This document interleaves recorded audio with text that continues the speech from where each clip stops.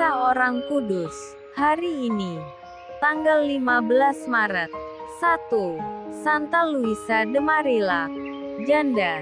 Luisa tergolong anak malang. Ibunya meninggal dunia ketika ia baru berumur 3 tahun. Ayahnya menikah lagi dengan seorang janda dengan 4 anak. Perkembangannya tidak dipedulikan oleh ibu tirinya itu. Setelah beberapa tahun, ia dimasukkan ke sebuah asrama puteri milik suster-suster.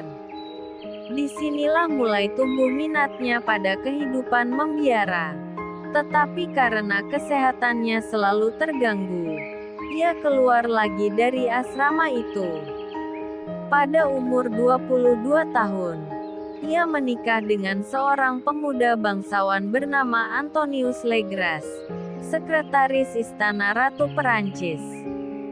Kepada mereka, Tuhan menganugerahi seorang anak laki-laki yang dipermandikan dengan nama Michael. Sebagai ibu rumah tangga, Luisa selalu melayani suami dan anaknya dengan penuh cinta.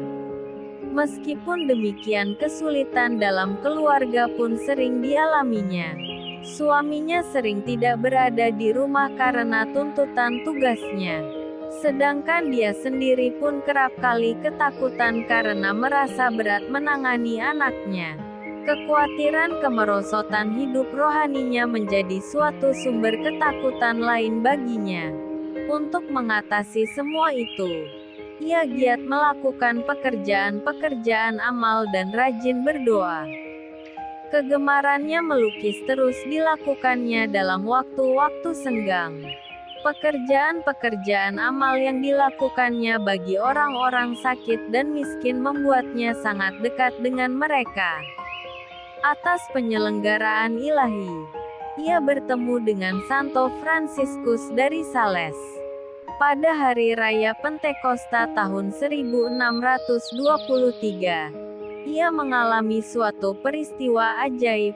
Ia mendengar suatu suara ajaib yang memberitahukan kepadanya tentang kehidupannya di masa yang akan datang. Sebagai salah seorang anggota sebuah serikat religius yang akan mengabdikan hidupnya kepada kaum miskin. Suara itu pun menjanjikan kepadanya seorang bapa pengakuan yang saleh. Dalam suatu penglihatan, ia menyaksikan sejumlah besar suster keluar masuk sebuah biara.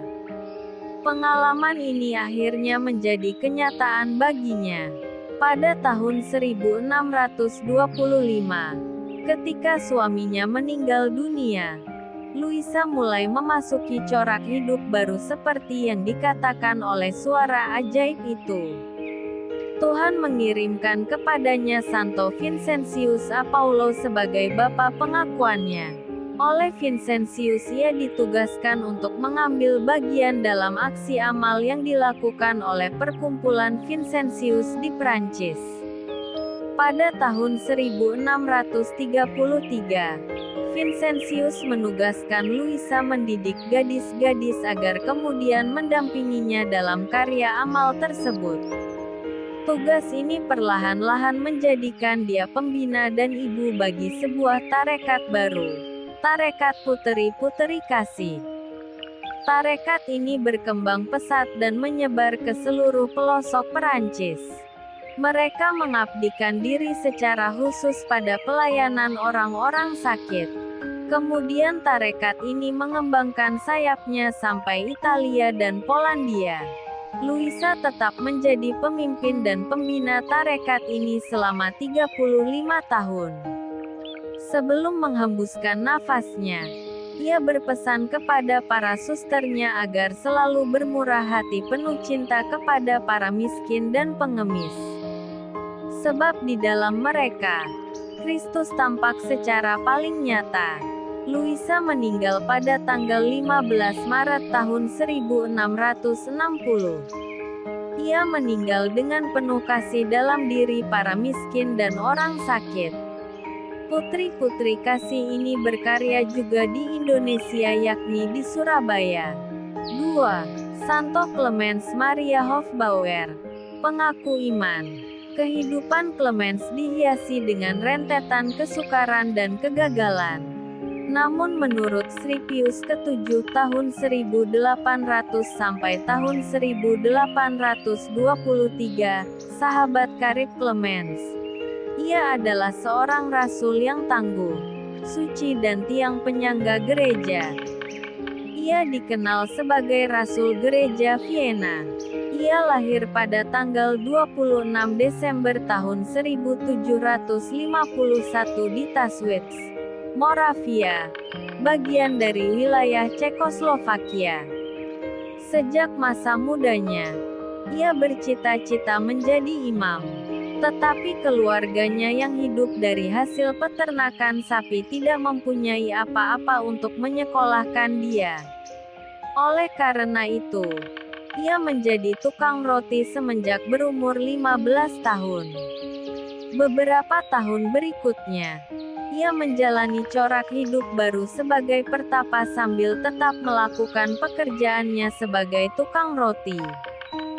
Sekitar tahun 1780, Yosef II sebagai Kaisar Romawi membumi-hanguskan pertapaan-pertapaan yang ada. Karena peristiwa ini, Clemens pergi ke Vienna. Di sana ia terus melanjutkan pekerjaannya sebagai tukang roti.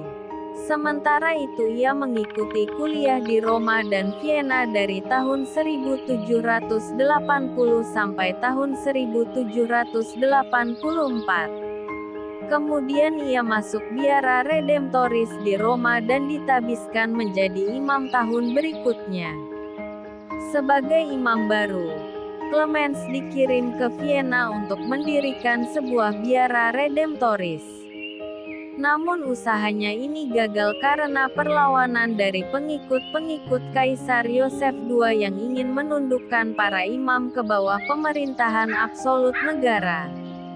Sebagai gantinya, ia dikirim ke Warsawa untuk memimpin kelompok umat Katolik yang berbahasa Jerman.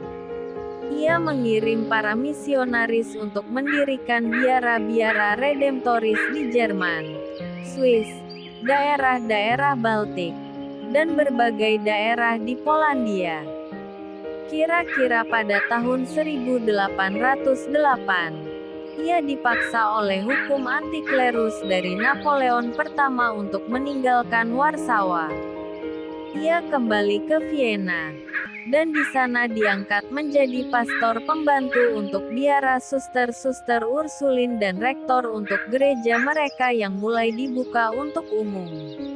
Ia bersama pembantunya bekerja dengan giat untuk menghidupkan kembali gereja Vienna dengan mempertobatkan umat-umat dan menolong orang-orang sakit dan miskin. Akhirnya, namanya mulai dikenal banyak orang, termasuk para pembesar negara dan profesor-profesor universitas. Pada tahun-tahun terakhir hidupnya, sebagai bagian dari rencananya untuk mewariskan iman Katolik yang benar di Vienna, Clemens mendirikan sebuah sekolah Katolik untuk para imam dan awam. Kecuali itu, pada kongres di Vienna, ia dengan gigih berusaha menggagalkan gerakan gereja nasional. Ia juga berusaha mendapatkan izin dari pemerintah untuk mendirikan sebuah perkumpulan redemptoris di Vienna. Usahanya ini membuat dia dikenal sebagai pendiri Ordo Redemptoris kedua. Clemens meninggal dunia di Vienna pada tanggal 15 Maret tahun 1820. Dan digelari Rasul Gereja Vienna. Santa Luisa de Marillac dan Santo Clemens Maria Hofbauer. Doakanlah kami, Kak Carla Channel.